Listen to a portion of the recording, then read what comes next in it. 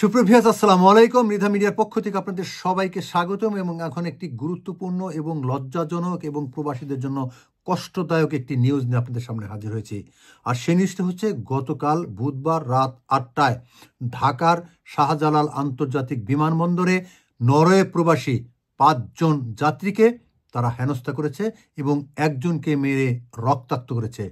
এই দুঃখ, এই কষ্ট প্রতিটি প্রবাসীর। সুপ্রিভিয়ার্স, আপনারা জানেন যে প্রবাস থেকে কত কষ্ট করে কত করে আমরা দেশে যাই এবং দেশকে ভালোবাসি। দেশের সেই ভালোবাসার প্রতিদান দিতে হয় প্রতিটি মুহূর্তে।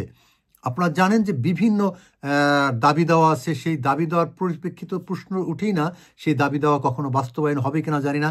সেখানে ভোটার আইডি, সেখানে পাসপোর্ট রিনিউ, সেখানে নো ভিসা সহ বিভিন্ন ধরনের সমস্যা রয়েছে। তারপরেও প্রবাসীরা দেশে যান এবং দেশে যেয়ে বারবার মার খান। সুপ্রিভিয়ার্স, এই মার কতদিন চলবে জানি না।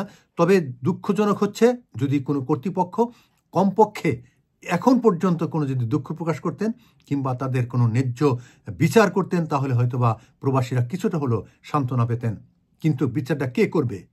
আছে কি বিচার? সুপ্রিভিয়ার্স, শুধু এই সরকার নয়, প্রতিটি সরকারের আমলে আমরা দেখেছি।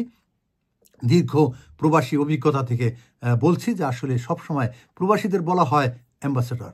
তাদেরকে লাল গালিচা সম্বোধনা দেওয়া হয় এবং রক্তাক্ত করে তাদেরকে হেনস্থা করা হয়। এই হচ্ছে প্রবাসীদের অবস্থা। সুপ্রিভিয়ার্স, আপনারা সবাই ভালো থাকবেন। শুধু এতটুকু জানবেন যে 5 জন প্রবাসী তারা হচ্ছেন